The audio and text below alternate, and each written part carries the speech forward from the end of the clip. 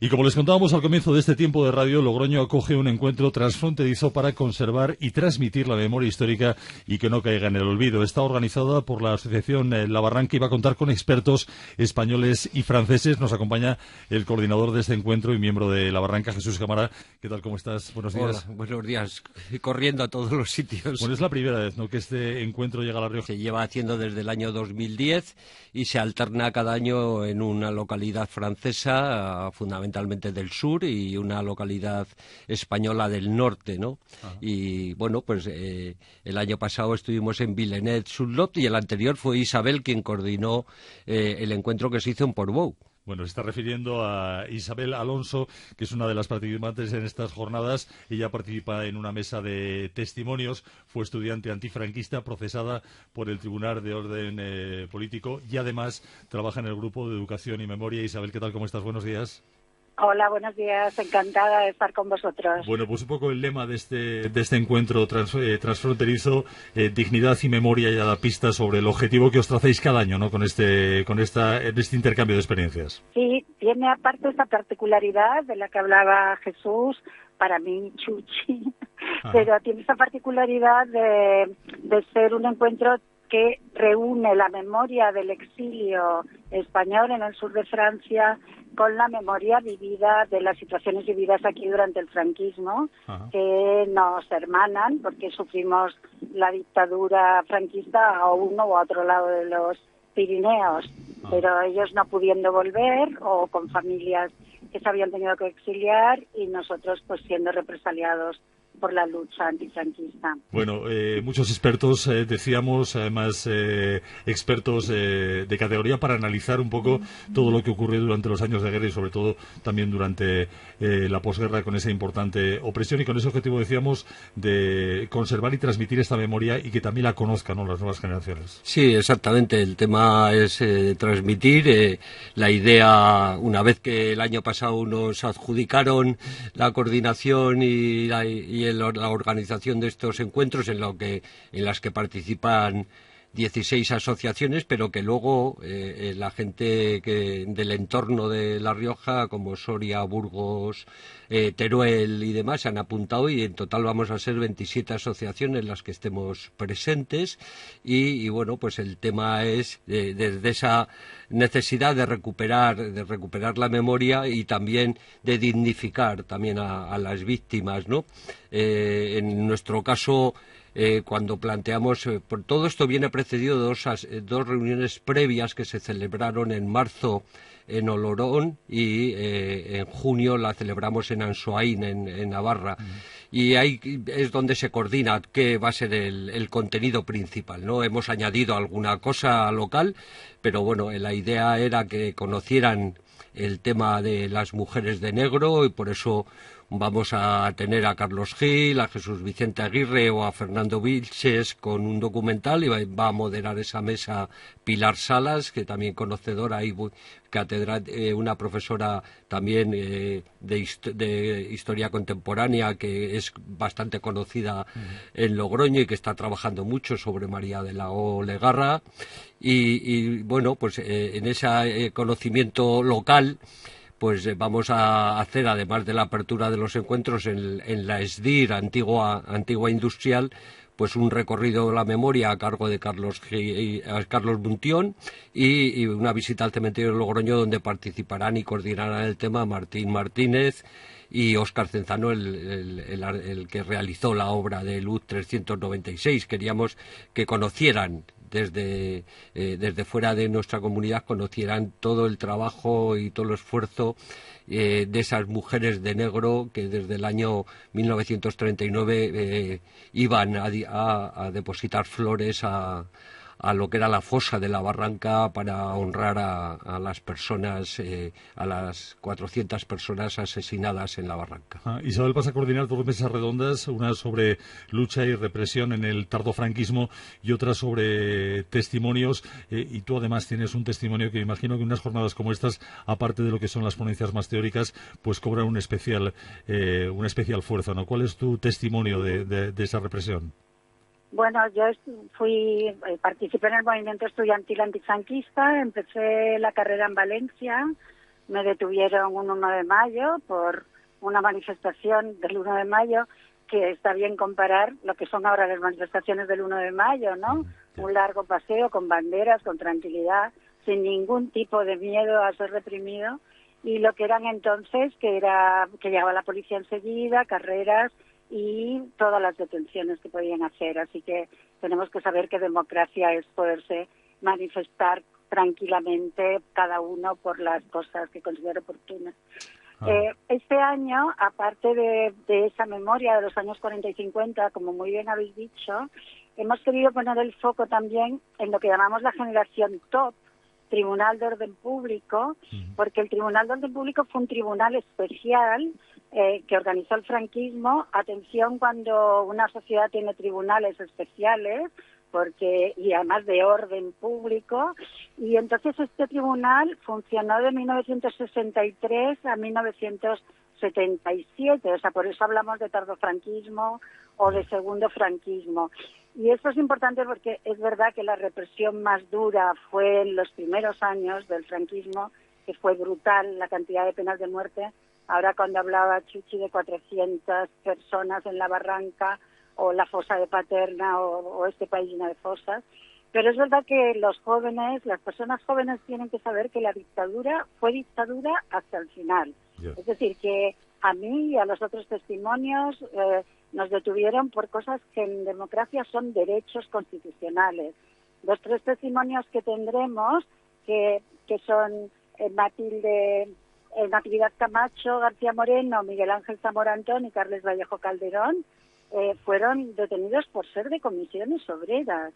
Y ahora pasamos por delante de los edificios de los sindicatos con la mayor normalidad del mundo. O sea, que no hay que olvidar que la dictadura hasta el final fue un sistema de sindicato único y de partido único, a imitación de las teorías de Mussolini en Italia, que es el autor intelectual de lo que es el fascismo, y que no se podía hacer de otro sindicato, se tenía que hacer clandestinamente y te podían detener, ¿no? Entonces, realmente todo el mundo, los que lo vivimos, lo tenemos que recordar, y la gente más joven saber lo que pasó, para que no nos embauquen con mensajes sobre que ya la dictadura no era tan fuerte, que estábamos todos en Benidorm, subidos a unos 600, y seguíamos sin derechos políticos y sindicales. En tu caso, Isabel, ¿cuánto duró esa represión o por qué se te acusó y a qué consecuencias te sometió esa acusación? Mira, la primera vez fue por manifestación ilegal, es que las manifestaciones eran ilegales, excepto ir a la Plaza de Oriente cuando convocaba el Partido Único, que era el Movimiento Nacional, y entonces pasé 72 horas en la comisaría, en la Jefatura Superior de Policía de Valencia, y después me pusieron una multa gubernativa, es decir, que sin pasar por un juez, yo me vi pagando la multa con una estancia en la cárcel, porque evidentemente no llevaba 80.000 pesetas en el bolsillo. Entonces eso se sustituía por un mes de cárcel. Y luego la segunda detención fue en Granada por acudir a una reunión del PC, yo estaba en el PC, era un partido ilegal, reunión clandestina, y cuando llamé al timbre me abrió un señor con traje y corbata, que yo supuse que era el padre del estudiante que tenía ese piso, y no, era la policía, que estaban haciendo un registro. Entonces a veces estuve solo 72 horas en comisaría. Y la tercera vez fue la más gorda y la fecha yo creo que impresiona porque fue el 10 de octubre de 1975. Ahí ya me acusaban de asociación ilícita en grado de dirigente y propaganda ilegal. Repito, todo eso son derechos en democracia. Y entonces me fueron a buscar a mi casa a Granada. Me tuvieron 8 días en comisaría, cosa que es una ilegalidad total. Estamos a poco tiempo de la muerte de Franco, estaba en vigor una ley antiterrorista. Yo era de un partido que estaba por la vía pacífica a la democracia y la reconciliación nacional. En la vida, en mi periodo histórico, el Partido Comunista sí que había participado en la guerrilla antifranquista de los primeros años, pero en mi periodo yo nunca había visto un arma, nada parecido. Pues acusada de terrorismo, me tuvieron 8 días ilegalmente en comisaría y salí de la cárcel procesada por el Tribunal de Orden Público y en libertad provisional el 13 de noviembre de 1975. Faltaban 7 días para la muerte de Franco. Me afectó el indulto que dio Juan Carlos el 25 de noviembre del 75, a 5 días después de la muerte del dictador, y por lo tanto no llegué a ser juzgada, sí procesada por el Tribunal de Orden Público, pero no juzgada. Pero todo esto pues no es mucho tiempo, pero a nivel familiar, mis padres eran franquistas, claro. Esto supuso un dolor ver a su hija, primero de 18 años, luego de 20, luego de 22 en la cárcel, no se lo podían creer, y produjo unas heridas que luego con el tiempo y en democracia hemos conseguido ir sanando, pero realmente, bueno, es terrible que vean a su hija en la cárcel, o yo ver a mi padre llorando al otro lado de la reja del locutorio porque no consiguió articular ni una palabra. O sea, realmente. Y mi madre trabajando la culpa, como nos hace esto, yo no se lo hacía a ellos. Yo no podía hacer otra cosa, ¿no? Quería que España fuera una democracia. Entonces, realmente hay que sopesar que bueno, que tuvimos la suerte de que llegó jóvenes la democracia, pero que supuso mucho dolor, mucho miedo. Es que pasábamos, yo no sé, lo hacíamos, yo a veces lo comparo con las chicas jóvenes ahora, que a pesar del miedo que pasan, siguen yendo al cine, siguen yendo a las fiestas, porque creemos que es nuestro derecho. Claro. Pero en dictadura se pasa mucho miedo. Repito, por actos y situaciones que en democracia son derechos constitucionales.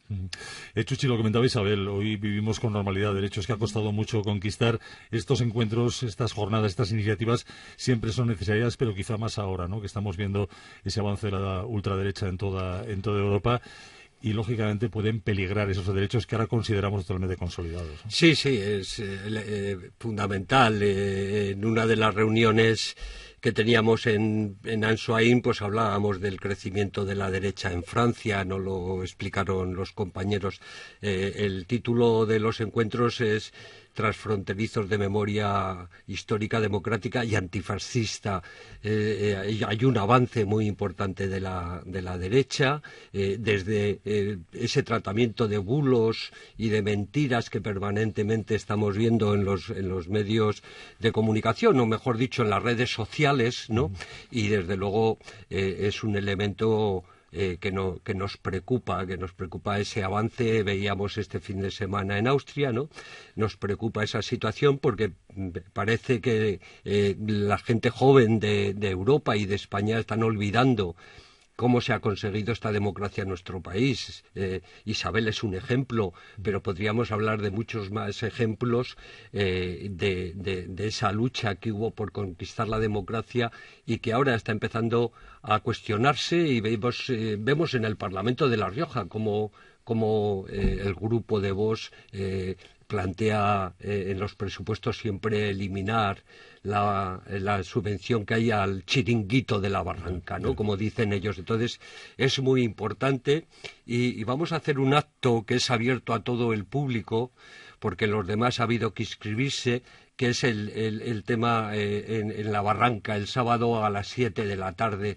Y no vamos a hacer un acto político, vamos a hacer un acto cultural. Por un lado vamos a colocar la exposición de las mujeres de negro, que van a volver a la Barranca.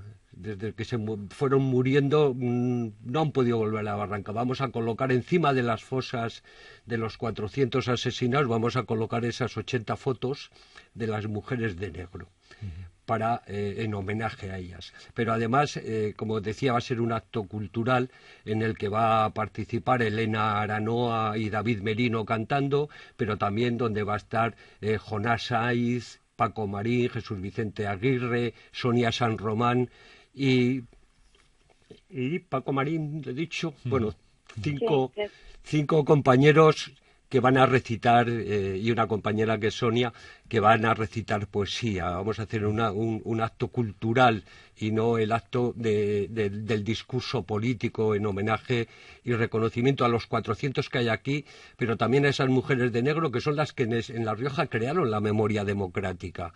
Son las que nos enseñaron desde pequeños a ir a la Barranca todos los 1 de noviembre a depositar flores y a pasar el día allí. Entonces, ese homenaje a esas mujeres mujeres de negro desde la cultura, para que llame la atención, no sea el discurso fácil, sino que sea realmente un homenaje sentido de todos los compañeros que van a participar. Y bueno, especialmente hay un rap de David Merino, La Rioja de 1936, que a ritmo de rap es capaz de hacer una poesía preciosa sobre las mujeres de negro. Bueno, pues además de todas estas actividades, de las ponencias, de las mesas redondas, va a estar la labor desarrollada por los grupos de trabajo, que se va a plasmar en un manifiesto que se leerá el último día a las 10 de la mañana. Encuentros 4, 5 y 6, esos encuentros transfronterizos de memoria histórica, democrática y antifascista. Chuchi Cámara e Isabel Alonso, muchísimas gracias por acompañarnos y estaremos muy pendientes de esas conclusiones. Gracias a vosotros. Gracias y buenos días. Gracias.